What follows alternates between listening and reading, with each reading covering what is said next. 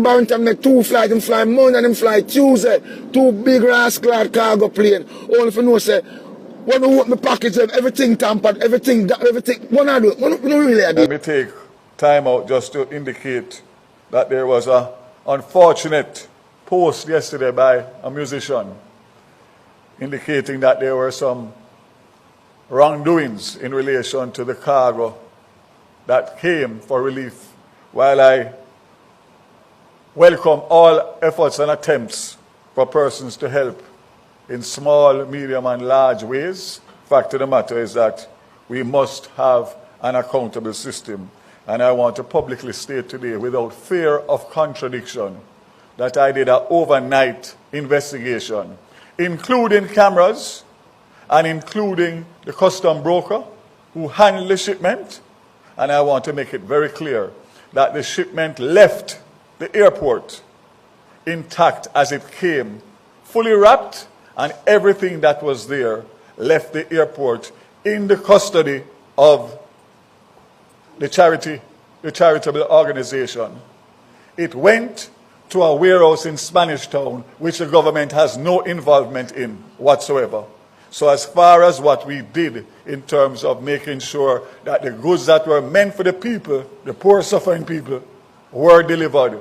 And I want to thank all of the airport staff that continue to work so tirelessly under the worst strain and pressure to make sure that we manage all of these cargo flights in a smooth and efficient manner. I am the first one to say that it's not perfect because we are now overburdened with more flights than we normally expect. However, we are doing our best, and I'm going to ask for everybody to please just do what you are doing and do so in the best interest of the people of Jamaica, and do not cause mischief or nuisance, because I will be there to defend the government as long as it is on the seaside or the port side. Absolute rubbish was posted, and I say so without fear of contradiction. And anybody who wants, come to me and I will give you the evidence. We will investigate any case and every case because we want transparency and accountability. What we don't want is mischief and nuisance, and that's what was posted last night. God bless Jamaica. I am not one who fears criticism, but there are people who fear me when I... We have spread the philosophy and opinions of Rastafari through the music and through the levity that here we reach now, all over the world, people are shed tears, literally shed tears too. Literally, I mean, I talk about, metaphorically, we are talking about literally I shed tears when them see the devastation upon them phone and upon them TV. But guess what now? It now go stay so forever. Because we see the people them a rally. We see the people them a come together and a do what them can do. Yes, a do what them can do. We want to heal up Jamaica Public Service. I never know one day I tell you to see this, I say I'm going to heal them up. The reason why I'm going to heal them up is because it's the first hurricane I ever see, which is the biggest hurricane ever licked Jamaica. And I see light come back so much, in so much places. And we know it's a whole heap of light not come back yet in a whole heap of places.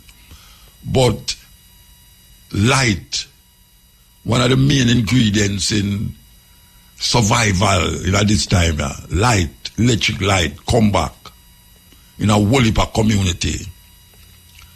And when the light come back, the water appear, because most of them pump the water is electricity.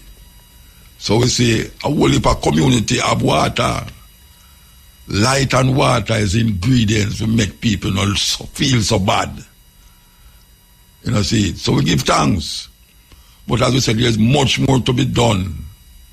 This now will take 1, 2, 3 years. Many years. Yeah, man, many years. But we give thanks for what is happening right now. Who can say nothing happen? Maybe in a your little area, nothing happen. But if you cross over from your area to the next area, you might see a whole heap of things that happen. And don't feel no way. Help is coming your way. Every community, whether it's government help or it's individual help, it's going to work out. Yeah, man, it's going to work out. I hear some argument about whole political things. First of all, I could talk about the how much generator I hear say the government get. And according to our ear, someone that tell me last night say the government has say them are going to lend the generator to the people them. And them are going to find somewhere to store them. Now, I want the government know say the generator them could be a part of the solving the mystery when light gone off in a school, in a hospital and certain places, community center and all them things there. Maybe we should have look about make the people them or the place them keep the generator, set up a little thing, a little house, like, you know, when I say house, you know, I talk about somewhere can hold the generator.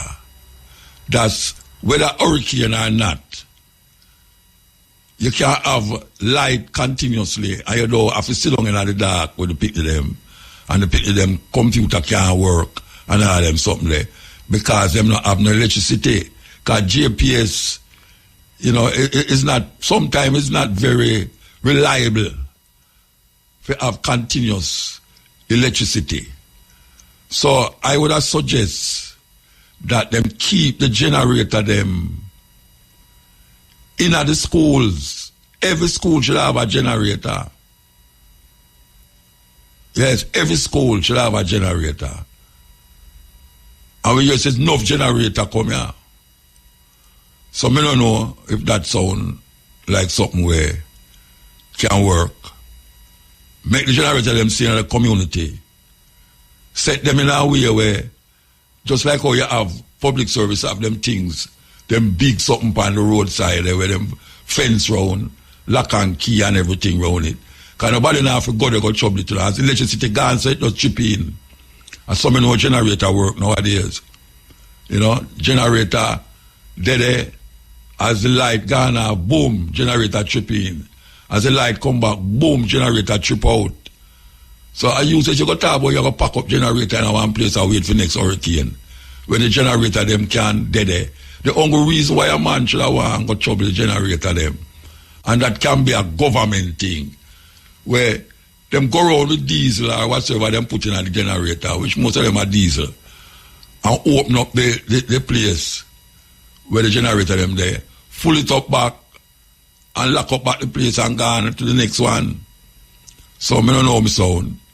Generator for each school, generator for each place of where them call it now, where people gather, community center, you know, them kind of way there. And them the next thing, what I really want to say, I'm going to say it last night, you know, say them wooden house there where you see people are built there.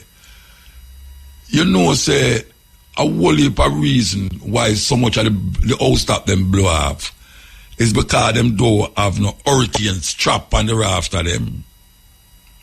Hurricane strap is it make for hurricane, you know, that's why it named hurricane strap. And people who are build wood house, them don't know say, or even the carpenter them who are build the house them just nail up the nail on the raft and the weight name and then zinc it and put it on and realize one of the things them can alleviate the problem of house blow or house top blow off is hurricane strap. Hurricane strap can help the roof not to blow off. I tell you that. The man them who invent hurricane strap, them know why it do that way. They will cut a little piece of metal with twist and it have two holes where you screw down on the side of the house and on the rafter. And you get that. And you must, one of the things them people do sometimes, you know, is when them hear the breeze a blow, them lock up the whole of them place. And you have always have a little hole where things seep through. Now, you see if you have a window over one side where you want left open, look for the next place over the other side where you make open that the breeze can go through and pass through it. Because if the breeze come in at your house and don't have nowhere to release itself, it can lift off your house top. Me I tell you that. If the breeze can't come out, if you caulk up your house to the point where breeze are coming but can't come out back, it's like you pump a tire. It's like you pump a tire, you know. And you pump the tire with the air in there, pump it. And them tell you how much air for going at the tire, you know. And if you go over it sometime, the tire going to bust by you. And you know when the tire bust. So it's the same thing with your house. When breeze are blow and you feel breeze are come through one area, go over and look for see another area there and open the part there, make the breeze come out. That is a scientific fact. That is why all time house have the little, you know, the little window thing where them have, where they on the top, where the side of the house them, all time house used to have it, the little, what them call it, because slit. Opening up at the top. You have one over one side and one over the other side. That is the reason why them have it, you know, because them know say breeze come in, breeze come out. If the breeze come in and the breeze can't come out, it's going to come like a rubber tire, blow or like a balloon. Where a balloon, you blow the balloon and the air now come out. Boom! All stop gone. So you have things can secure certain things. And me not say, now, all stop now go blow off because it have on right now. What me I say is a precaution we are talking about. Precaution. Less house would have did blow down. All stop would have blow off if it did have on hurricane strap. So me I say that as part of my contribution to how the thing can go a certain way. So anybody who build a house after now and get some lumber and things to build back them house, tell the carpenter, say, you go down at the hardware go buy some hurricane strap. Go buy hurricane strap and strap it down. Simple. Don't make nobody come disturb it. You know, yes, the people just are disturb. And on time now if you really get out of the hand like them for you to get dead last night or night before. You know, them time, man. Hey, what of them youth, man? What of them? 4 of them dead, you know. 4 of them get licked. While they're saying it, nobody not believe in a love again. Because if it, hey, watch a man. How a man can say we are going here so now and decide, say, him going to rob people or take, what them call it, money to kill people. Can't we are here with them, man? There's like them go up on a mission to kill a man, and them did kill the man. But now the 4 of them gone. We go up on the mission, 4 of them dead. I don't know how much people the police them kill that area, but it come like the murder rate drop to a certain portion. I don't know how much it gone, you know, maybe Vivian can tell me how much the murder rate is up to today. But maybe if you add where the police kill on top of that, you can't see an amount of people will get killed by gun. Yeah, it's terrible, out it? It's terrible, man. We are going to go for the news and the sports and come forward. Yes, news and sport time.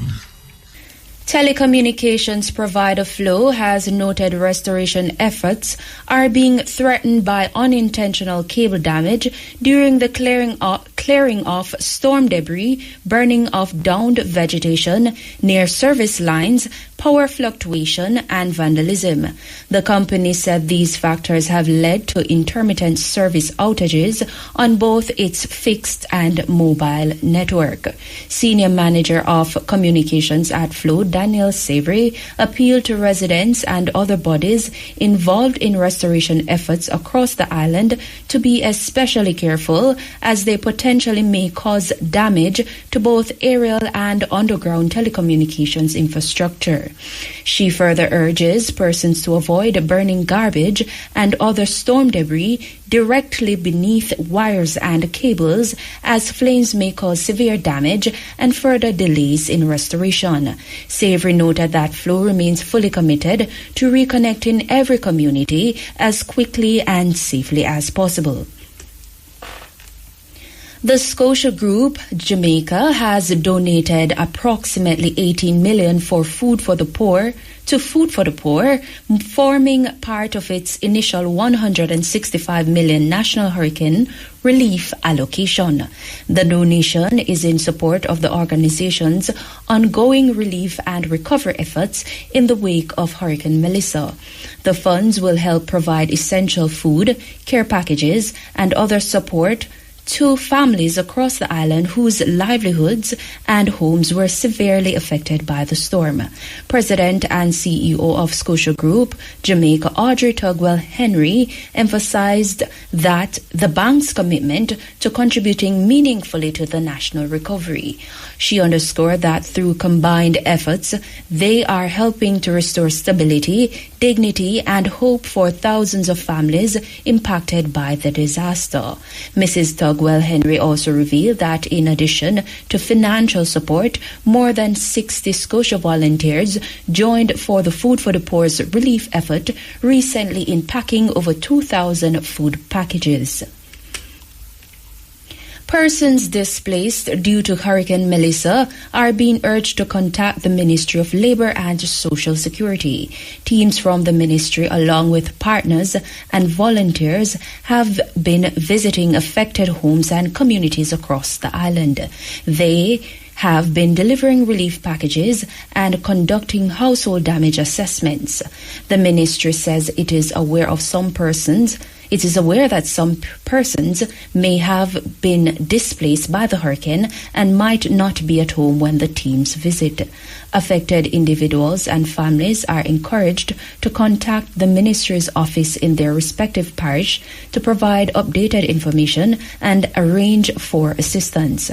Persons may contact the ministry's Client Care Center, send a message via WhatsApp to 876-582-8972 or email message to clientcare@mlss.gov.gm for further guidance.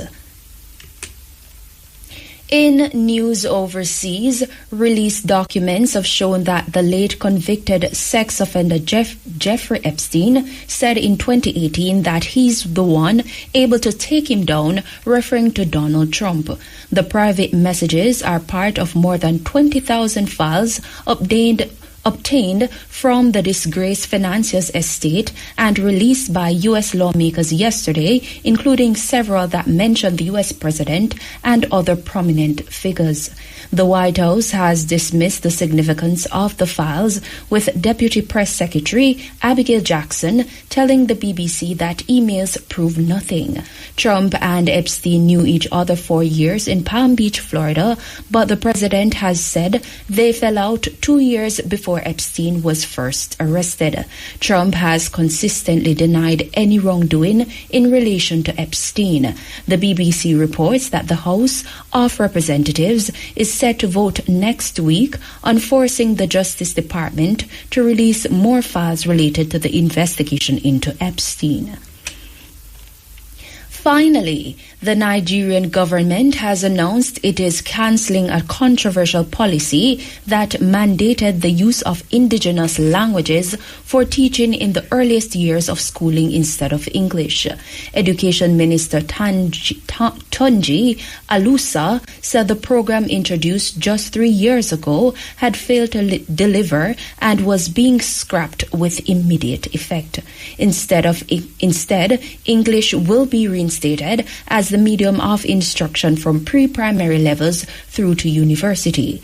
The now defunct program was launched by former Education Minister Adamu, who had argued that children learn more effectively in their mother tongue. Yes. Anyone out there follow where going in America, May I tell you, and may I tell you, I come like a third world country where I listen to, yes, EL. Hello? Yeah, blessed. Yes, Oda. Yeah, man, me there. Yeah, the crisis we're in and the rebuilding that needs to be done in the West, in particular, where you have five parties, but what I'm saying is and Westmoreland. More related to Westmoreland. Yeah. You know, there's this business of people building, what do you call it, movable houses, right? There's a lot of it. And the reason for that is that the people now have title possession to the property, to the land. Am I correct? Yeah, well, me used to see it at Jonestown, not Jonestown, people take out the house and put we're describing, well, it's a phenomenon around the country, but it's more prominent, from my understanding, in Westmoreland. Yeah, well, it's happening at Jonestown, too. Yes, man. Give that, but Jonestown, no, in a disaster here. I don't think, no. But saying that, I want to go on to something else, whereas are you familiar with what they call disaster capitalism? I know what name disaster, I know what capitalism, but I don't know the two of them together mean. Yeah, man, the two of them go together when you have a situation like what you have in Jamaica just now, or what happened in the United States at Katrina. There's a business where you have what clean sheet or clean state, and where the help that comes in moves in to capitalize the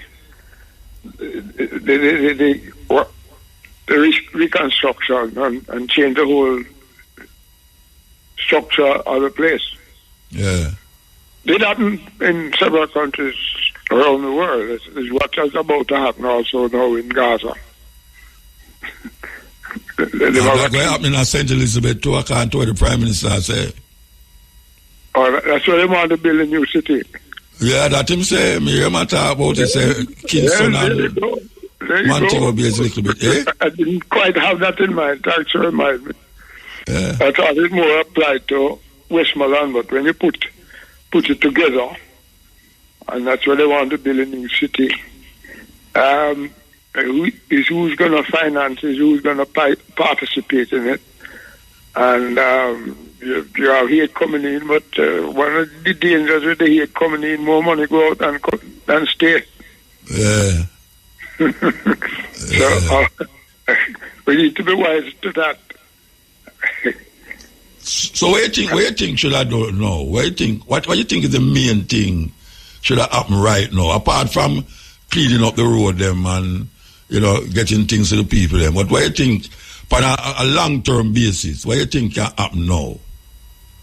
Well, they need to do a ecological survey of the different parishes then. Yes. And you need to tap out where you mustn't build or it's risky to build. That me say too. Keep away from the river courses and the areas that have flooding. Because we know about it, people beginning of the century, beginning of last century to now, we know the frequencies of flooding take place. Yes. Right? This one is probably a little bit more extreme in recent observations. But we've been building, it's just like the old system in developing the roadworks in Jamaica. It's always alongside the river course, most of the time.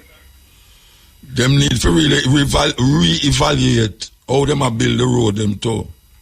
Yeah, I know. Where them a build road, yes, them need to do that. You travel around Jamaica a lot. Isn't a lot of the roads right along the river course? Yes, you look down in the river, you look down in the valley and the river down. Yeah, man, you look down, you look down and you go to see the river. So when flooding takes place, it coming to the road. Yeah, and not only that, the water take away back the dirt under the tar and the cement. And soften it. Yeah, the degradation. it eat it out. Yeah, the tar can only go that far and a white malt. After that, it's pure dirt and water just... You're lucky if it's a rocky area. Yes, because that place, that suburb that I'm familiar with is is the river course, the Rycover. Yes. Big part of it is significant rock formation. Yes. So it holds up. Yeah. So we got to wise up, man, because when these Guinea guys come in with their extra dollars, they're going to dictate what's to happen. And I want to tell you, say, why it really depressing to say this, but the money we are coming to Jamaica, we are going to hear about it, but we're not going to see how the money spend. You know, and if we get things for the money, I mean, people feel sympathetic towards Jamaica right now, and they must send money, but I wonder if we're going to know how the money is spent and where it go, you know? See them, I set the thing up to mask it right now, the information. You want to set up a structure separate from the normal governmental structure to supervise and monitor and manage what is to take place. Because that's where we can management, you know. Of course, I don't say too. And we don't look ahead. We want the quickest thing right now. For the cheapest price. And the biggest praise in the next election. What that? And the biggest praise in the next election. Well, there you go. running a government or developing a country towards the next election, don't get anything put down substantial. You just paper over the problems you have or the difficulties you have till something like this come along. So we really look at it. These places that flooded. Take for instance in some areas, the bill near the ponds them or the streams or the wetlands. For instance, where the crocodile populate. When the flooding comes and the area expanded water, it's natural that the crocodile will move out. Expand to the water, you know. Out of Black River there. It's natural for them. Well, I'm not naming any particular. Well, we have some areas near in St. Catherine here, right? And people complaining. But we go build near the areas where disturb it. Man, the crocodile them just working it on because they are.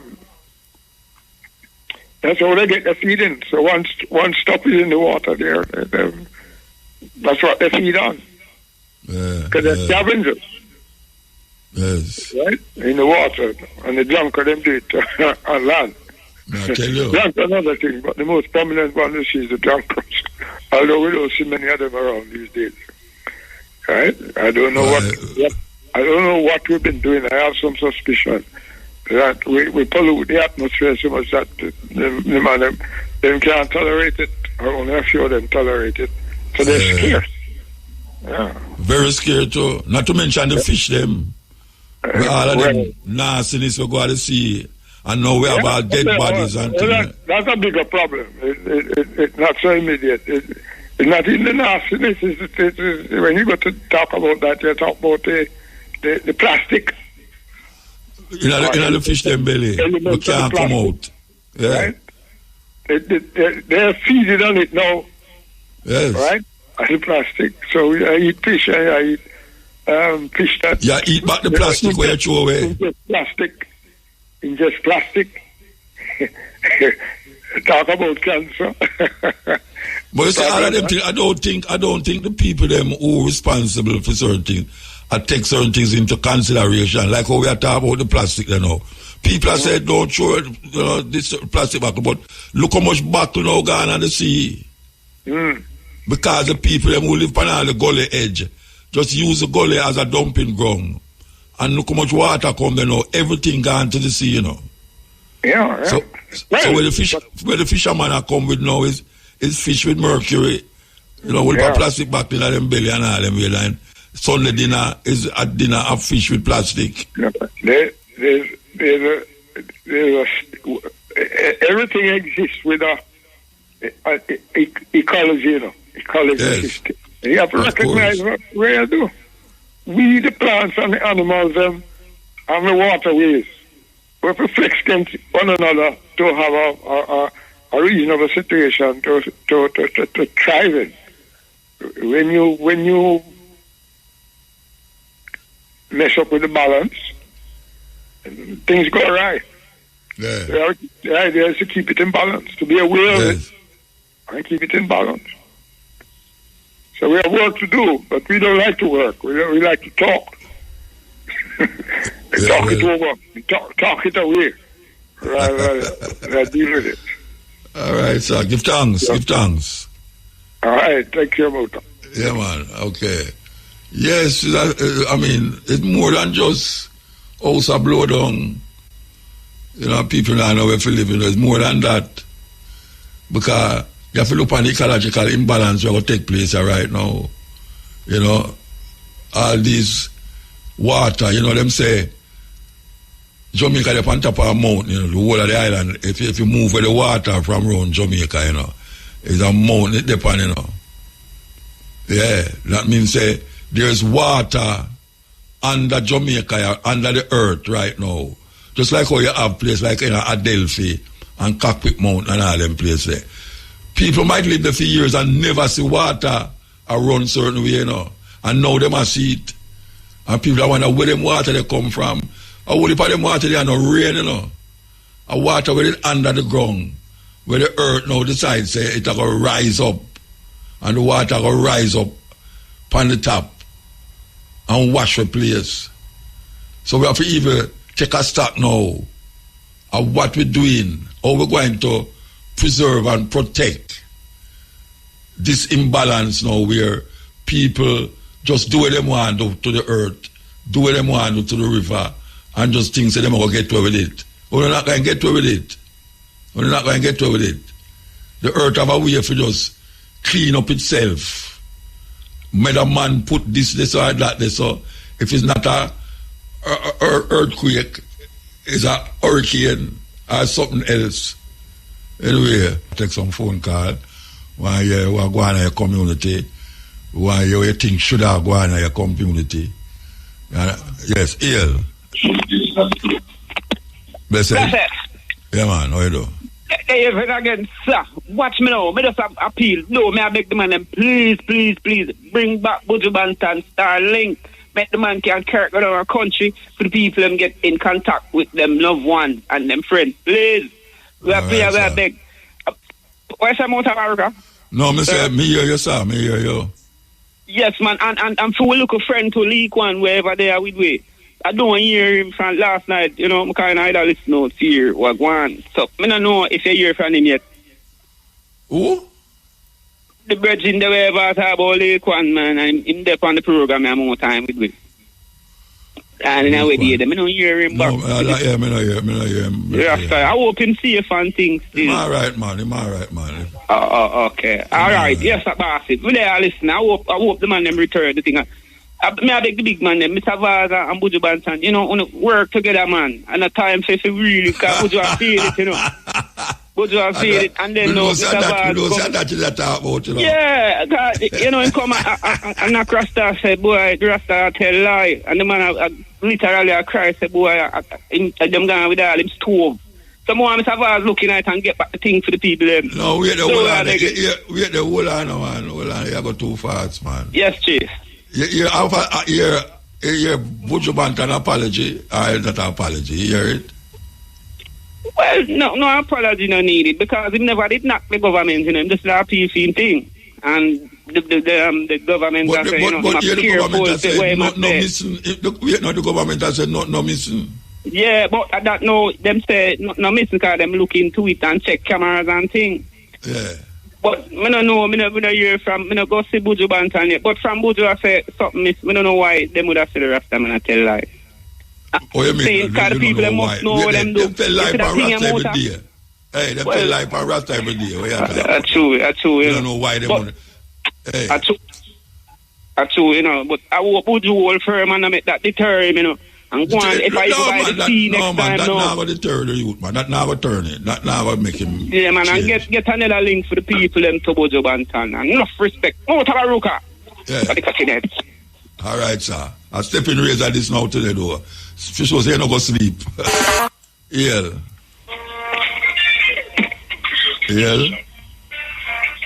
Let go the radio. Let go the radio. Well, good afternoon, Muti. Good afternoon. Good afternoon. Yeah, man, I hear you now. Yeah, you hear me? Yeah, man. What's up? Steppin razor. Yeah, Steppin razor, wagwan. I don't know if you remember 2007, you know, when we come a Marcus Garvey birthday bash and your grandson introduced me to you.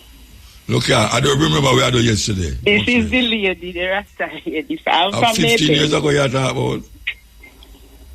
I'm from Maple when 2010 you or was 15 years ago. Eh? So I'm to that to the lady now. What the lady want to say? Yeah, me there, I know, me there. Me say we are getting things them and them see one at TV back from where and them should argue. All right, tell me who I get it and who I thief it. I don't know, but them are take and them are thief. Who's them? Who's them? Who's them? Me don't know who them. Then why you say it on the radio, you don't know who you know if anyone will get robbed because them get things and then one man go down and waste my land with the van of food and sitting and they not take away from him and take away all the van. Oh yeah? Yeah. Him come from your area? Yeah, this side. Where's this side? Where's this side? Where's this side? I take up something for care, go give them the homeless. Yeah, if you call Ambra one man and I beg him, say, do if I have one item, put their name on him, mommy fancy one idea. So where you live now? Where do you know? Me live in my pen, for me bathroom tap gone, you know, but me won't stop no gone a board house and board kitchen, but me did put on the thing them where you talk about and it. Hurricane strap. And I run, so not do it. But he blow off my bathroom tap. Oh, you never put none on the bathroom tap? Me did put some black, sir, but it look like... No, black. Wait, the black. Watch a man. Them breeze will blow black off a zinc, you know. When I ask one day, my son, they bought the place, but it was security, and I started me work. He look the last one. So it never did it? So no, it never did it. No, I mean, one known after me yard. Wait a man. The hurricane shop it up on the bathroom? No. It don't get on the house? Yes, and the kitchen. So why never make them put it on the bathroom? Because me did only block up the shower side and tile it out. The whole like black up, you know, but just this side to the bowl now, apply, me put on it. The ply no move, but the top blow off. Yeah. I mean, I remind the people, you know, listen to me I say, you know. Yes. Listen to me I say, you know, if you build a wood house right now, go buy some hurricane strap and put on the raft of them. Me have it on the room. Eh? No do it. No leaking, nothing. And breeze that tear it, blow it all, right? Don't breeze that blow it. Yeah, you no trouble it. Yeah, man. But it tear down. If you see how you do me cherry tree and me ackee tree around this and then check up the bathroom. Everybody, all me, I know my pear tree, my coconut, 2 coconut tree, I mean pear tree. Yeah, man. Jackfruit tree. Well, big up yourself, Muta. I swear to my brother. All right, stay safe. I love black house to that night, I know. Me love Kai board house cooler. Yeah, I prefer the black house. I prefer board house too. Yeah, because I seal it out. Everybody and my cousin them come in and ask. Me say, me girl, he need anybody do it. So how long you live in that house there? For me, we do a man out there, and the man, I see woman and sit now, a man in come in the bathroom and see me and say to me, say, look, yeah. A man go in the bathroom and do what? Like, you know, yeah. Me say, me not just bury my brother and I me one, you see take care of him and sit. So, me no, but I say nothing to him. Me go buy 2 pictures, you know, mommy win $8,000. Me say, my son, come here, go buy that gadget for me. And me go to wholesale, go buy because of mommy, come home, mommy, yeah, that day me there from 2019. 2019 there from? Yeah. And are you one live? Yeah, we son them, they out in I town. 155 with me, they go with them. Oh, them get big now? Yeah. All right, Mama, give thanks for me you. just stand to myself, I still want like a whole man. If one whole man want me, I love me, I find me. No, I know young boy. Why? They are 59-year-old, he says, that's where I come and they are 60. Hold on. But everybody say a lie, me, I tell me no so old. Yo, hold on, man. Where you talk to yourself for? Talk to me, man. You may ask you. How old you be? Me 59. And you look a little old man. Yes, sir. Me old man, they more loving and more nice. Oh, yes. So you talk to a young boy already and they don't treat you good. Like, me baby father, them like 2 years. Me 2-year-old. No, man, that's not a young boy, man. Okay, so you look a little old man now. The first daughter, father, 6-year-old on me. Like, them, the age man go. Oh, you want a man with 6-year-old than you? Yeah, or 10, or... What's it? Or like me? No, you have to... We do it you have to look what I am friends. Oh, me too old. No, I'm not too old. Can me sit down, take care of you, scrub your foot, do whatever. What? I tell you. Anyway, until you get back an address, give me it. Come visit you. Until you get back an address, give me. For who? For me? Anytime you get back an address. Where you live, me talk. For me, give me the address. Me live, man. Have a night. Okay. All right, well, stay safe, yeah? You know, me look a farming around me. I don't play yesterday. Me see cassava. Me go pull cookie. Kind of take like a spring, but it's soft and nice. It has spring. Yeah, but it's soft and nice. You cook in a cold water and water pan and it cook. All right. That sound good. So right, you help yourself, man. You help yourself. Yeah, man, me help myself, man. Me have all my skill in my backyard. Me gungu. Wow. Not do me gungu then. Me glad. Yes. And like December come no gungu time. Right, no. Yeah. Right, all now right. me go down yesterday, go pick 6 lines. That good. Give thanks, yeah? We're gone. Your grandson did introduce you to me when we come on Marcus Garvey birthday back. Yeah, that's just right. That's 15 years ago. To me now, I say, hey. And it's like, you just step up before your pan stage and say, Grandpa. And I said, what you doing, Muta? You to play music and talk to me. And I say, your grandson introduced me to you. All right. And his mother and father was there. All right, we have to move though, you know. You're going over the break time. Pick up yourself. Love you. Yeah, all right, Mama. Give thanks. And thank you for what I do. Yeah. Yes, Muta. How are you doing? Man. All right. Okay. Talk, man. Thanks for having me again. Oh! Are you? Muta, just come on, just so. Nobody ever tell me, say, are you? They didn't? Well, I'm you know, here. so I'm supposed to have an interview right, that's how we did, but it's the paper me that look for to say, what next? Anyway, I'm glad to say, you can't stay. Give thanks. I them call give thanks. All right, so we're going to start back from where we left off last week. Yes. All right? And you didn't make some thing talk, say, by next week, this and that going to happen. All right. Yes. Between last week we talked Thursday and now, what has happened that never happened last week? All right. So last week we never had any water from the Great River system. That's the big pump station that's right on the border of Hanover and Westmoreland, right? Mm-hmm. That plant, you remember we talked a little bit, you were so amazed about the fact that the entire pipeline which crossed the river. Yes. Oh, no, find it back. It's fine no motor, that last man. But in a serious way. Yeah. And it displaced a whole heap of people. So we have, what we've had to do is to literally install a replacement pipeline. So that same river road at Great River, we connected a 32-inch pipeline from where it broke off, bring it onto the bridge, and in this time, instead of going across the river again, we've connected it, bolted it onto the bridge itself. Okay.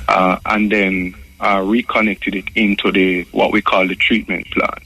Right, that's where the water is treated, disinfected, filtered, and then we pump it to our customers.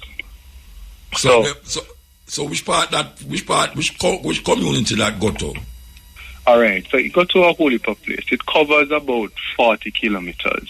So it runs west right into Lucy, and it also goes into Mobie. It goes up the hill to Mango Walk or Leaders Avenue. So, you know, when you're coming from the airport, there's a left turn that sometimes you can use to bypass the traffic. Yes. All right, we have a large tank on that road, just overlooking Cornwall College. Yeah. So the Great River comes all the way into the city and goes into that tank. It also goes up not near Cornwall Regional into the Salem area, and we have another big storage tank there that we use. So 50% so water there, of the them place we are talking about now, water there? Yeah, mainly on the flat though. So it's on the lower side of Salem. So the big thing now, Muta, is the lower side we of still Salem, rely on the power. Wait, hold on there. The lower side of Salem, not near the hospital, that? Pretty much, yes. And you said the hospital have water, right? The hospital getting some water. It's still a balance out, meaning that sometimes the pressure is a little low, but we have some teams that are working with the hospital's team to ensure that they don't run out. So every morning, every evening, we check in with them. So the place where we talk about last week, where you say, I got to have water this week. Yes. Name the place them, near the community them will have water when they have water last week. Tell me name Catherine them. Hall have water now, West Green. You remember the place that we have a whole heap of mud into it? Yeah. Right there, so have water now. Going down Barnett Street have water. Bogue have water. Well, I'm to Granville. Granville going to need a next. So the lower section of Granville would have some. But we're still working on the power restoration right on that Portobello Road. Tucker now water. Going around. So we have a system called Fairfield. We have a deep well around that side. The power company is working on that. Yes. So the water didn't go up to Tucker? No, it not go all the way up to Tucker. But Tucker not far from which part of Fairfield there? But Tucker have a different system. So even though we can probably splice in some, it's not going to be sufficient because most of the network is on that Tucker system at Fairfield.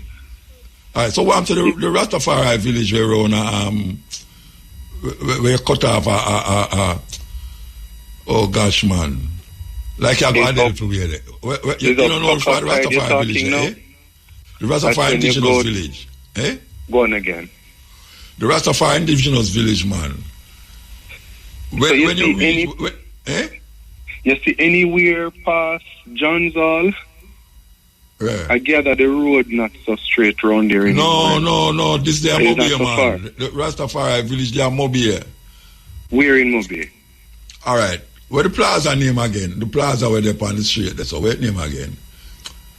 Bayway side. Well, I can't remember the plaza. You see, no, my brain's not work with it. So when you come out of Mobile, right, where the clock there, you turn left. Where you call this again? Where the plaza names are again, sir? That's right at all right. You see when you come out, Westgate Plaza, you're talking? Right at Westgate. Westgate, yeah. Right. When you turn up the road up on the left. That and the water up at that area there. Sign Orange. that road take you to Sign or Orange. Yeah. So may I ask you if water reach that's all? All right. So part of that road, we have two systems meet up there. So I can confirm if the village getting water, how far up the road it goes. It's not the fire. The water, the village not the fire up the road. So it should be good. It should be good. If you have a contact there, we can follow up and confirm. Yeah, man. The man, somebody I listen from there, and they call me and say, Muta, with a brother they talk about. Well, I'm not saying they have it. What I'm saying, we can confirm. Confirm. Yes. All right. So yes. I hope somebody in the village there call me and tell me if what. Just call now to before him come out for the thing, and so can crucify him if it's not up there. Call now. Then Muta, why you have to deal with the thing that way? Remember, it's a work in progress. Yeah, man. Well, you think we really have to crucify your brethren? How are you dealing? No. We just want them call before you come up. Which is right. Yeah, man. So the feedback is important water. Eh? Right. So let me tell you what's happening now. So you see, based on where we are at with Great River, is almost a three segments of work, right?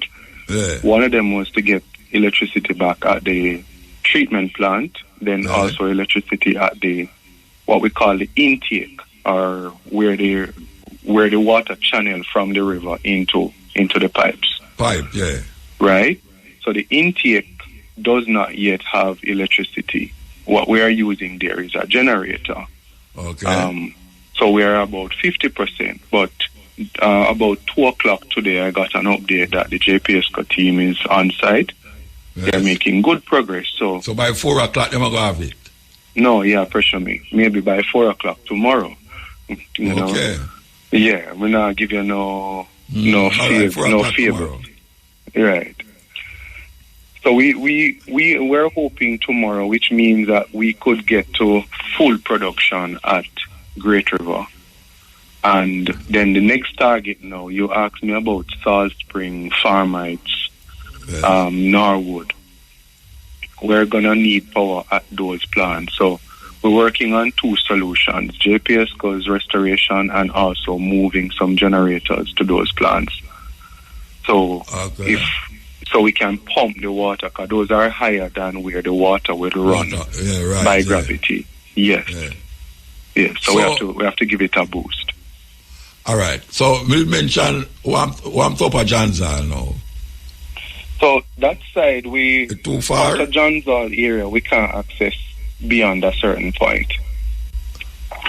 So we even have some colleagues up there. They're having to go Anchovy, Roampton, and go around Mafuta side to get back into their community. So we've not fully completed the assessment of those systems yet. Okay.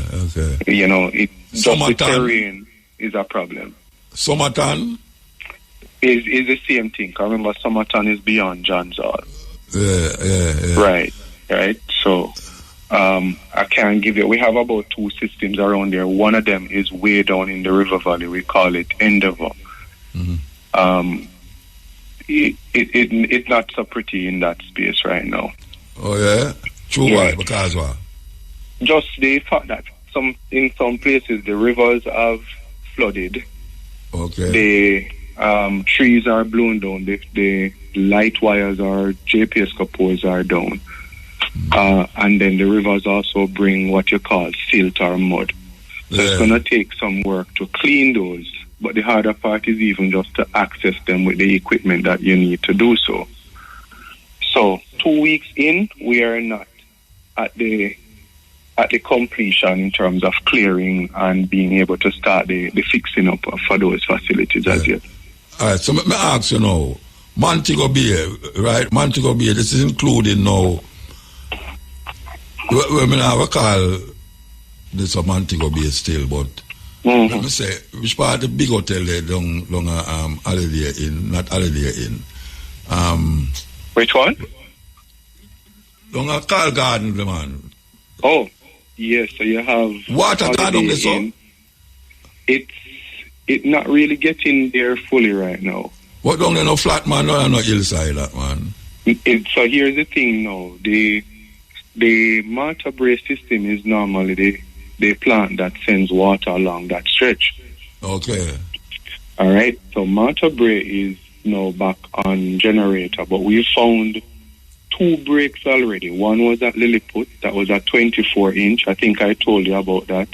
I'll let put me that try remember, and I'll let put me that try. Yeah, man. Yeah. So we fixed that one last Thursday. Right after I spoke to you, I got some pictures. Then we went further down now. Well, we went further east towards Falmouth, and we found at least one other section in the Salt Marsh area where the pipe was entirely dislocated as well. So those are killing the pressure where it's not really getting as far along the coast as we would want to. Okay. Right, so we have to, what we keep doing, Muta, is to pump, check the line, pinpoint where the breaks are, because there's a lot of places where you've had storm surge or tree roots have been uprooted, and those have also flipped out the pipes and dislocated them. I imagine that, yes. That is it. Yeah. So we're having to repair those as we go along. So we don't take it for granted that because we're pumping that customers are getting water. We literally have to track the line and check it. All right, so let me ask you a question now. Yeah, overall, given what we talked about last week and now, how much percentage of water is had now from last week till now? How much percentage? All right, yesterday, me share the information there, and this morning me have to get up and kind of put it into a different context. I gave an overall figure yesterday, so I'm not going to start with that. I'm going to give you east and west, right? Yeah. East side is from St. Anne go out to Portland, and then also from Clarendon go out to St. Thomas. That side is about 87% in terms of restoration. That side has not been so badly hit by the hurricane. Yeah. The western parishes now are just about 50%. And Hanover and Trelawney are them places. Hanover, Trelawney, Westmoreland, St. James, Westmoreland, St. Elizabeth, and a part of Manchester too. So we count those 6 parishes as the western side. Yeah, but Montego Bay, you'll count Montego Bay on the western side? Yeah, man. So Montego Bay no have no water from St. James. So Montego Bay hardly have water, that you say? Yeah, then Muta, as we speak, and not, I'm saying it because it's a part of the urgency that my team is moving with. We still don't see any water yet up Farmites.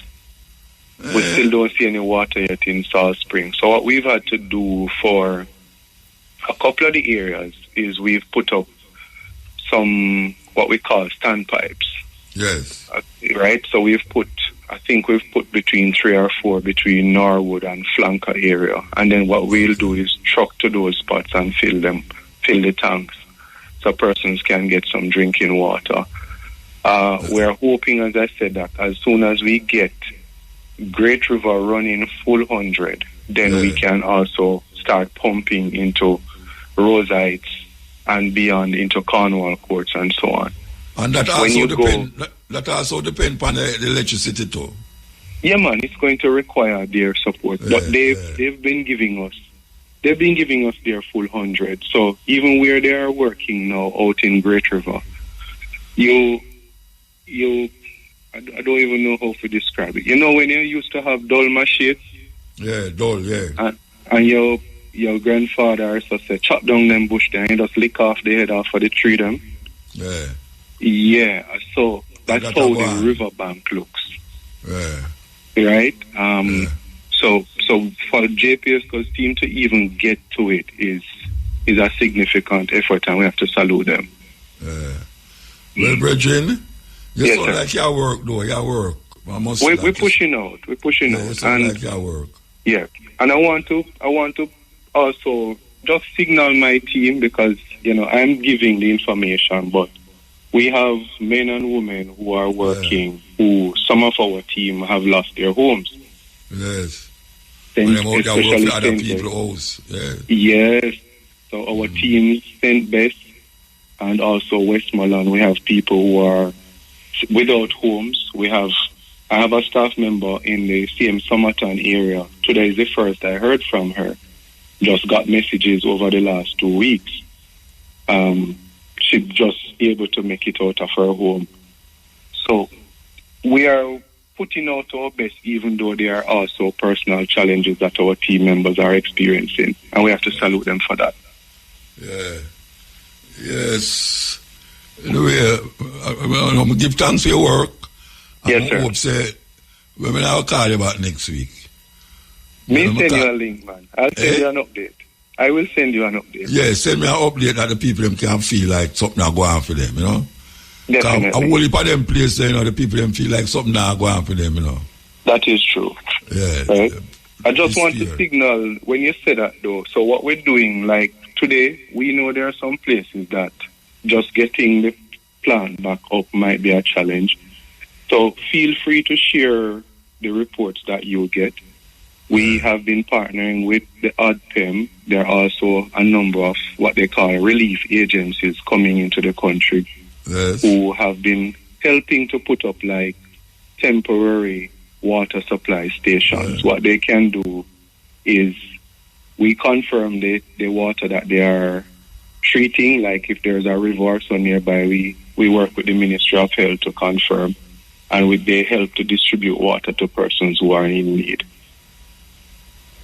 Yeah, and we send 5 gallon bottle of water, hoping say that will go far, but water is very important, especially now. It is. Very important, you know, so yes. That's why we really have to stress the water thing, you know, because, I mean, water and light is this, but you say sometimes you have to have the generator, the power, to have the water too. You know, if you don't have the generator, you just have the water. So, water, light, and then after you work out the other things. Then. Anyway, we give thanks to the Virgin. We give thanks. Thanks again, Muta, for having me. Yeah, man. All right. Take care.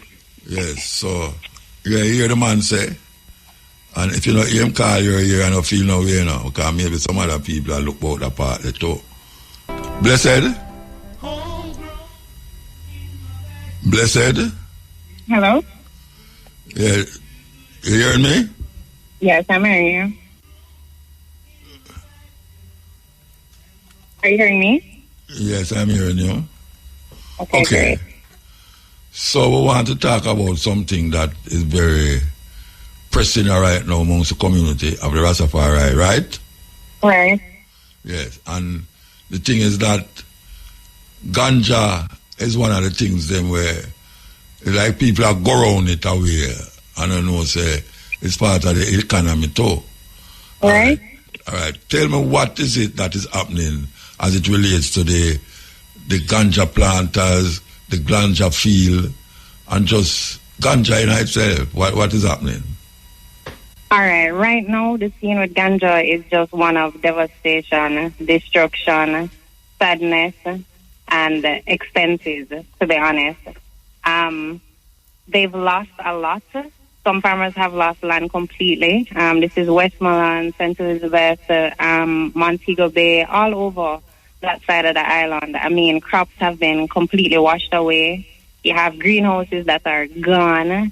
I mean, it's horrific. I've been seeing a lot of farmers who have taken videos and pictures of their places, what's left of it.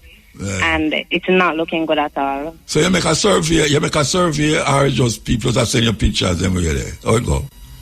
All right, no. So I'm an advocate for marijuana, right? So I have been on the ground with farmers from across the island, and I've been checking in with them, how are things going? We were talking before the hurricane, how have you prepared? Because it's something I have an active interest in. Yeah. So I've been doing my outreach, and as I said, everyone on that side of the island is just, they're not feeling good right now. Orange Hill there? Terrible. They're hoping that they'll be able to get everything turned around by Christmas, but that's highly unrealistic for a lot of them. Yeah. Wow. Yeah, that's terrible. When Orange Hill get leak and it get leaked. And in a Santander, at the top of the Santander. Yeah. Percent on the go on? I'm not completely sure about St. Anne. Yeah. Okay. All right. So you have an estimation of how much lost in terms of quantity and how much money earnings, how much loss out of that? Well, because I haven't really gotten to assess, I don't think I've even really gotten a good handle on the situation, meaning I think there's so much more than I've been exposed to. I wouldn't want to throw a figure out there and then undersell it, but I know that the damage is great. Right now, a lot of them, naturally, hurricane relief efforts are usually targeted at food and, clothing, that type of thing. But specific to our farm, pardon? Ganja food, man. No vegetable. All right, it's food, it's medicine, it's everything. But nobody's paying attention to it. Yeah. Nobody is speaking up for our farmers. They need help. A lot of them don't even have electricity right now, so they don't have any, they use lights and so on. Yeah. So it's crippling what they do have left in any case. So in the greenhouse, them have solar light in the greenhouse, them? Yeah, but everything is gone. Think about it. This thing took the roof. Blew away. Yeah, man. It's just a tent that's everything gone. All right, so what going to happen now? What is it? What you want? All right, so right now I'm encouraging and spreading awareness about relief drives that I've encountered. One in particular, the biggest one I've encountered so far, is from a U.S.-based company. They're called Upling, and they do cannabis dispenser and so on in the U.S., and they have an interest in Jamaica, given that they visited our farms and they feel connected to the people. So they've started a relief drive. It's called Rising Roots, and what they're doing is raising funding and donations to go towards the specific needs of the farmers. So the donations include things like generators, farming tools, seeds, lights. Farmers that have to meet requirements in order to get licenses, such as certain security systems. So it includes security cameras. It's so much bigger than we think. And Upling, they're doing it in collaboration with a Jamaican company called Canex. And so they're coming in December, and they're continuing to raise funds and donations until then. Which part them come from? Which part you say? From the U.S. They're based in Maryland, Washington. It's a black-owned cannabis company.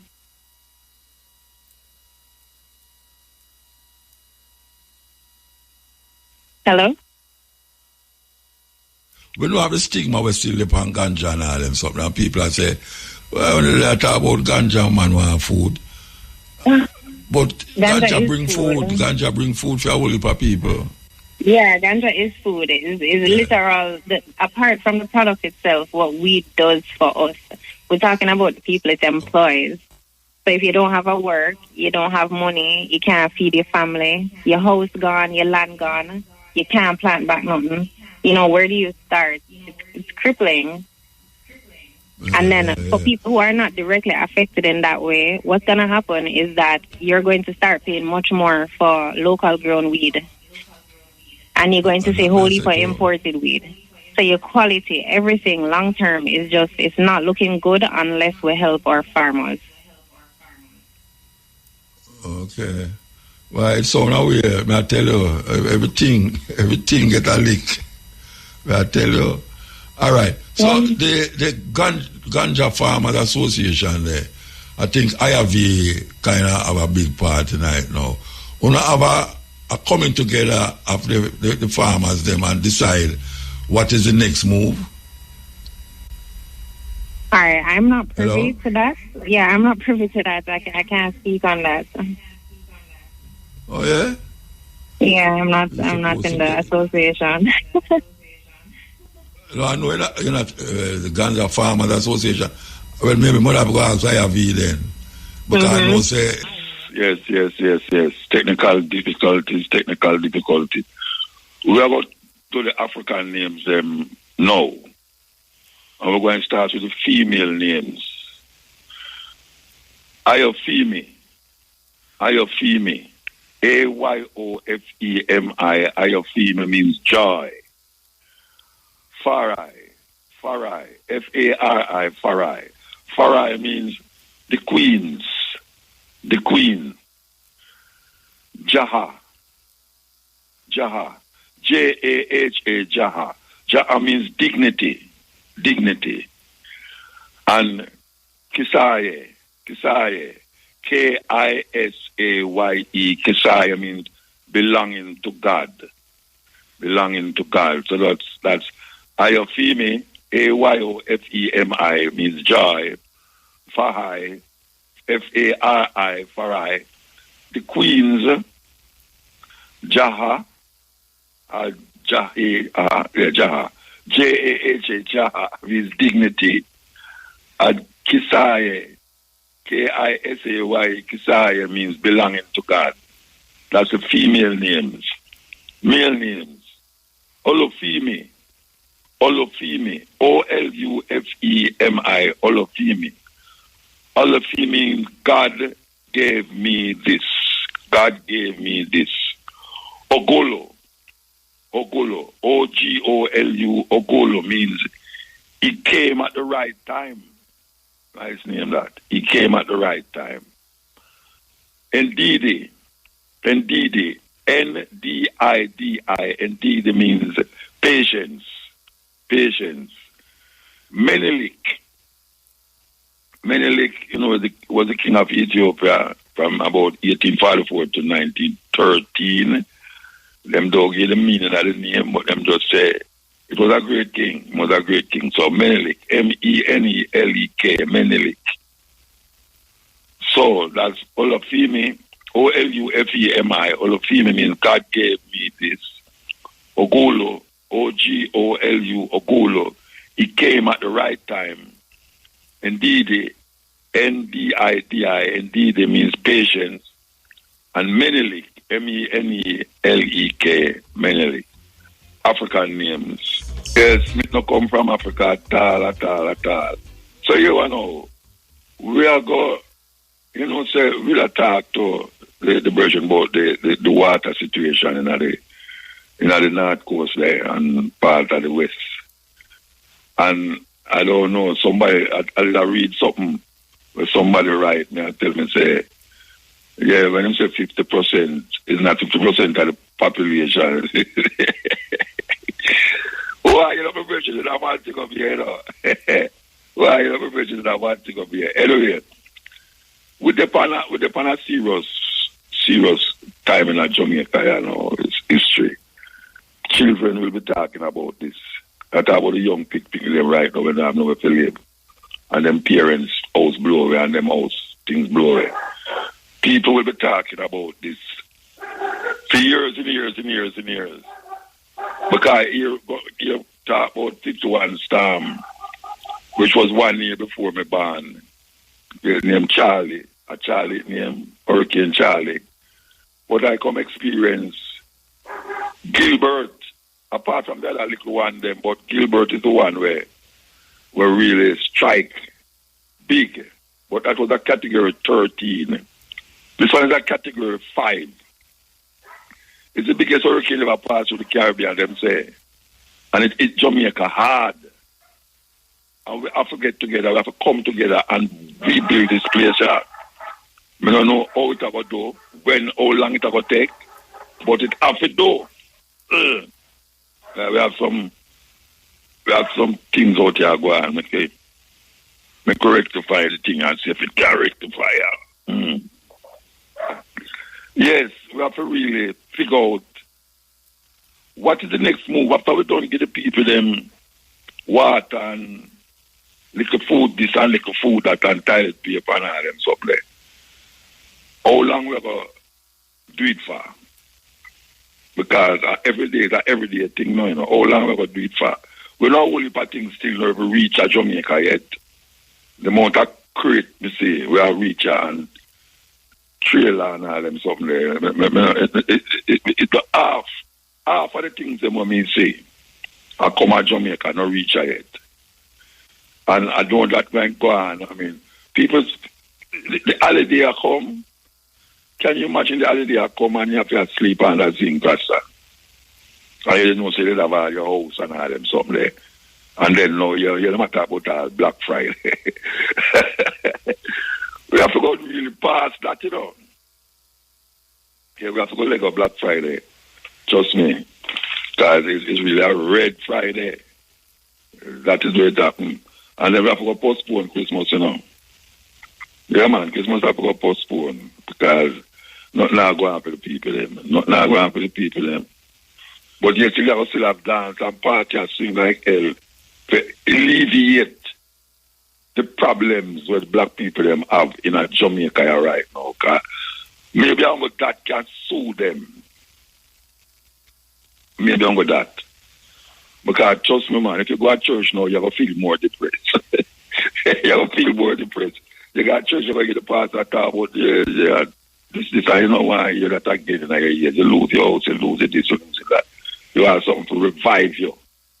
You know, if it's even if you live in a little bubble, for a little time, you know, because everybody right now who lose them players, they need some bubble, you know, to isolate them, just a little time and a half to just make them, you know, get over certain things. Because trust me, it will take a little while to get over it. Little while, long while too. Yes, they have a do one yell up Shane Clark. Yes, big up Shane. One yell up Nigel. Crack what them work down so. You know, we just yell them up because, yes, overcoming the problems, overcoming this problem is the best thing you can do. The preliminary assessment of the impact of Hurricane Melissa indicates $35 billion Jamaican dollars in damage to national infrastructure, including roads, drains, gullies, and key sections of the island's major corridors. Hurricane Melissa, the strongest storm ever to make landfall in Jamaica, struck the island on October 28, resulting in widespread destruction across several parishes. The Ministry of Economic Growth and Infrastructure Development, in a statement today, says it has completed an initial assessment, placing the cost to restore national road-related infrastructure at an estimated $35 billion. Works Minister Robert Morgan said it at its meeting on Monday, Cabinet approved $5 billion in emergency expenditure to fast-track recovery. Cabinet has decided that preliminarily we will be spending $5 billion through the National Works Agency to, 1, reopen roads, including some drain cleaning, $1 billion for road repairs, and this is just emergency road repairs, and also $2 billion for repairs to gullies, particularly the Sandy Gully, the North and South Gully, and their tributaries, as well as some minor culverts, gullies, and fordings across the island. We have received Cabinet permission to spend $5 billion on that. I want to advise, though, that while we are going to be spending $5 billion, the cost preliminarily that we have seen in terms of damage to our road infrastructure is about $35 billion. But we have not yet completed our assessments, so we expect that figure will increase over time. Works Minister Robert Morgan. He said the $5 billion rapid response allocation ensures that the most critical communities get relief now. Mr. Morgan said the preliminary estimate of $35 billion in damage shows the scale of devastation, and the ministry remains committed to full transparency as the country rebuilds stronger. A detailed parish-by-parish assessment will be released once engineering teams complete their field evaluations. The Education Ministry will be providing rapid resumption grants to schools impacted by Hurricane Melissa. Education Minister Dr. Dana Morris-Dixon made the announcement at a press briefing today, describing the initiative as a targeted intervention to accelerate cleanup efforts and minor repairs at affected schools. Preliminary assessments have identified 616 schools across affected regions requiring urgent support. She said beginning tomorrow, the ministry will disperse grants ranging from $300,000 to $1 million, depending on the level of damage sustained. The Ministry of Education is very pleased to provide, through the Cabinet, grants to all of our schools that were affected in the West with cleanup grants. Some have more cleanup to do than others. Many have already started, and so we're just supporting that activity. The grants will be from $300,000 to $1 million, depending on how much cleanup they're doing, and so those will start going out to the schools starting tomorrow. And so I thank the team at the ministry, especially our CFO, for making sure that those funds can get to the schools as quickly as possible. Education Minister Dr. Dana Morris-Dixon. Additional funding has also been allocated for minor repairs to impacted schools in western parishes, while those requiring major reconstruction will receive further assistance following technical assessments. The National Parent-Teacher Association of Jamaica is prioritizing support for students by providing books and essential school supplies. The immediate needs identified are school bags, school supplies, books, clothes, uniform, shoes, as well as guidance and counseling. President Stuart Jacobs said the association's contribution to the relief effort focuses on helping students as schools reopen following Hurricane Melissa. So far, 665 schools have resumed classes, and the Education Ministry has indicated that more will reopen next week. Mr. Jacobs said the association is mobilizing assistance from Caribbean partners to provide additional educational resources. We have reached out to our partners, our associate PTA in the English-speaking Caribbean, to the newly formed CCN PTA, to assist us as best. They have agreed wholeheartedly to do so, and what they've been giving us as books and uniform supplies. So that is where our concentration is. With food and other relief supplies are oversubscribed, and the government and the authorities will ensure that the distribution to those who are in need will get. We are not in any way wanting to add to that. Instead, we want to niche our contribution to the relief effort, by donating books and donating school supplies for our children, seeing that they are going to go back to school.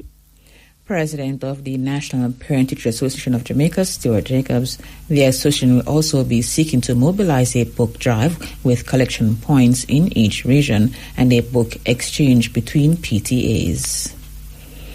The cost of damage to the National Water Commission infrastructure from Hurricane Melissa is $10.2 billion. Water Minister Matthew Samuda made the disclosure during a press briefing this morning. He explained that this includes restoration or repair work, purchase of generators, purchase of water trucks, among other things. Mrs. Samuda said Cabinet has been given a first phase response plan, which will cost $3 billion. He said 76% of NWC's customers have been reconnected. The minister said 267 systems are now active, with 496 systems still disrupted.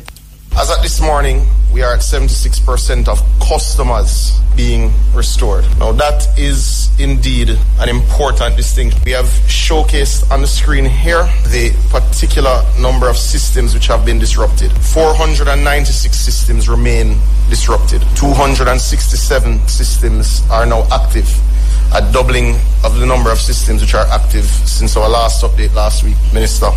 So a total of 763 systems. Now, 763 systems may also have multiple pumping systems as subsystems, as you have lift stations to go into hilly communities. But it is correct to say that 76% of our customers have been restored. Samuda said 130,000 customers remain unrestored. Now, these are customers of the NWC. It's important that distinction is also made because the NWC supplies 78% of households in Jamaica. The next 12%, give or take, is supplied by small municipal systems, which also have their own electricity challenges, and a suite of small private systems that exist virtually in every parish. And I think that also needs to be understood. So of the 78% of households, 76% of those households, customers, businesses, 76% of those persons have restored water. The water minister called on residents to be patient, noting that water restoration is linked to the supply of electricity. He added that the NWC will begin to publish the list of pumps by parish which are awaiting power and the timeline for water connections. The primary takeaway we would ask that the media and the public take away from this discussion is the inextricable link of power and your water distribution. You cannot restore water where there is no power. We are working very closely with JPS, and we will start this evening, Delano, publishing the list of pumps by parish which are awaiting power so that persons are clear. We will also work with JPS so that by this weekend we'll be able to give projected times. Projected times may not be what you want to hear, but it will be our best estimate of when we are able to supply you. Water Minister Matthew Samuda. 3 more parish operational relief hubs are to be set up by tomorrow. These will be in Trelawney, Westmoreland and Hanover. The Office of Disaster Preparedness and Emergency Management, ODPEM, is managing the operation with support from partner agencies. Director General of ODPEM, Commander Alvin Gale, noted that so far over 90,000 care packages have been issued to affected residents. Through combined efforts of the ODPEM and our partner agencies, more than 90,000 care packages have been issued and over 570,000 hot meals distributed to affected communities. The JDF is now maintaining 2 national Melissa relief warehouses for the ODPEM with parish operational hubs in St. Elizabeth, Clarendon, Kingston, St. James. Other hubs will be set up in Trelawney, Westmoreland and Hanover over the next 48 hours. The JDF also maintains some 22 disaster relief outposts and has completed some 207 flights to sustain air and ground logistics during the continued operations. Some 22 communities across St. Elizabeth, Westmoreland and Trelawney will be serviced. Commander Gale also gave an update on the restoration efforts of utility companies. The Jamaica Public Service, National Water Commission, Digital and Flow have reported restoration of between 60 and 70%. He further pointed out that the National Works Agency has reopened several major roadways and over 30 remain blocked. The National Works Agency has reopened most of our major roadways, with clearance efforts continuing in the most affected parishes. 229 roadways are currently restricted to single-lane access only, with some 33 roads remaining blocked. The JPS has now restored power to approximately 64% of its customer base, while the National Water Commission has restored supplies to in excess of 70% of its customers. Our telecom providers have been able to restore close to 60% of their network. Director General of ODPEM, Commander Alvin Gale, speaking this morning during a special press briefing. Local Government Minister Desmond McKenzie has stated that all shelters are sufficiently supplied with adequate water and food. This comes on the heels of complaints that enough basic amenities are not at some shelters. Speaking at a recent press conference, Mr. McKenzie underscored that some shelters may appear overcrowded, but explained that all persons seen at a shelter may not be staying there. Specific reference has been made to a number of shelters, especially in Westmoreland, about the lack of basic needs, supplies, and lack of security. I just want to give the country the assurance that all the shelters that was outlined by the new Director General of ODPEM is fully equipped, not just with food supplies, but with adequate security, water. I must point out that one of the problems they are experiencing at the shelters is that during the days, a lot of people go to the shelters. They don't actually stay at the shelters, but they go to the shelters during the day. So when one go there, they find this huge crowd. It is not because the shelters is overcrowded.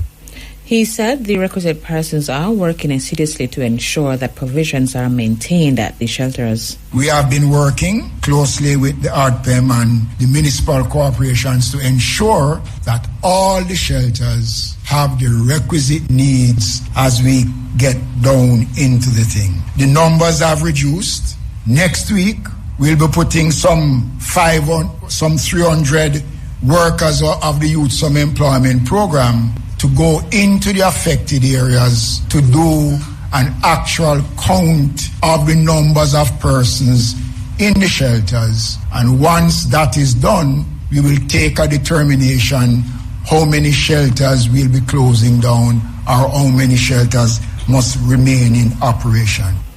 He reiterated that the concern expressed by some persons is simply not true. So I want again to dismiss the mischief that is being made, that the government is not doing anything about the shelters. It is not true.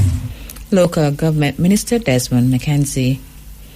Jamaica Charity for the Homeless and Disabled has noted that issues at shelters have critically impacted the safety, dignity, and well-being of shelterees. Executive Director of the Jamaica Charity for the Homeless and Disabled, Jamaica, Cleon Porter, said concerns have been raised concerning the lack of preparedness and communication from some municipalities and the Office of Disaster Preparedness and Emergency Management, ODPEM. According to Mr. Porter, shelter managers noted that there were some inefficient insufficient resources. Shelter managers express frustration over insufficient resources, including a lack of beds, flashlight generators, and partitions to ensure privacy for females. Additionally, classroom spaces intended for sheltering were not adequately prepared to accommodate evacuees, and bathroom facilities were located outside the shelters, causing further inconvenience and safety concerns. He called on the relevant authorities such as ODPEM to take action as soon as possible.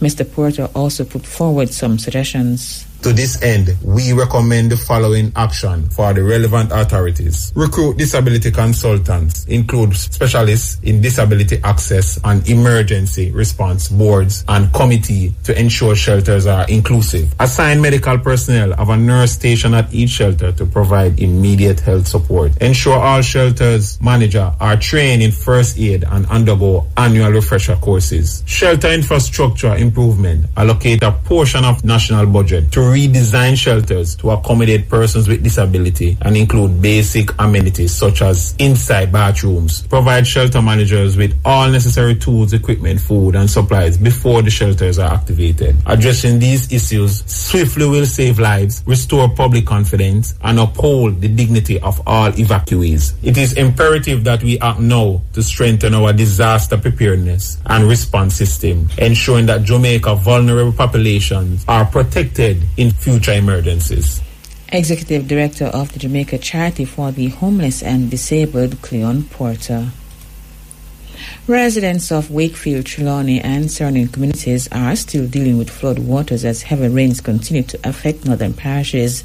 According to one resident of Wakefield, Denise, the flooding, which began during Hurricane Melissa, continues to limit movement, leaving some people trapped in their homes and unable to get to work. Whenever it rains heavily, we're back coming from Falmouth into Wakefield, reaching the Bounty Hall Tilson side there. The water is overflown on the road, and it's a bit high, and especially during the whole Melissa hurricane season section there, it has been that way. Presently, persons cannot go into work. Only persons with high truck can pass through. So persons are at home, no movement. She is appealing for continued public support through relief items as many households remain isolated and struggle to access food and essential supplies. My appeal is if persons could get some high-beam company assisting with delivery of food items to the wholesale and also continue with the care packages. There are persons who are relying on assistance coming in day to day with cooked food and other amenities. There are persons here who are still without homes, without rooftop, and it's still raining on and off. So tarpaulin, whatever they can assist the community with, because there are a lot of persons without homes at the moment. So we would be grateful for any assistance. A resident of Wakefield in Trelawney. Consumers are being warned to avoid purchasing or eating rice, flour, red kidney beans, or cornmeal from unauthorized sources. The advisory about unfit food products gone missing after Hurricane Melissa was issued by the Ministry of Industry, Investment and Commerce today. The ministry said following inspections after Hurricane Melissa, 4 seized containers stored in Portobello, Montego Bay, St. James for disposal were found missing or damaged. It said these products had been declared unfit for human consumption. Persons who see or suspect that these items are being sold are being urged to contact the Ministry's Food Storage and Prevention of Infestation Division. Reggae artist Buju has hit back at the response from Transport Minister Dar Vaz regarding allegations of stolen Hurricane Melissa relief items. This after Mr. Vaz sought to defend staff of the Norman Manley International Airport who the artist accused of wrongdoing. The Transport Minister said an investigation was done and it revealed that the shipments left the airport intact. In a reaction post on social media, the singer, whose given name is Mark Murray, said Vaz remains unaware of how things went. Banton explained that the goods were not taken from the plane to trucks. Instead, they were taken from the plane to an area his team had no sight of. He further pointed out challenges with long wait times between clearance of the goods and loading of the trucks. The artist repeated his claim that the seals were broken and items taken. He criticized Mr. Vaz for attempting to politicize the issue. Banton lamented that the system is broken and urged the minister to look into similar complaints from other persons. He expressed disappointment with Mr. Vaz's response, adding that he is not surprised by it. Mayor of Kingston, Andrew Swaby, has stated that Christmas celebrations hosted by the Kingston and St. Andrew Municipal Corporation will be scaled down this year. Mayor Swaby said kindness is crucial in this time as families across the island reel from the impact of Hurricane Melissa. He said the tree lighting will take place in a more modest and heartfelt way.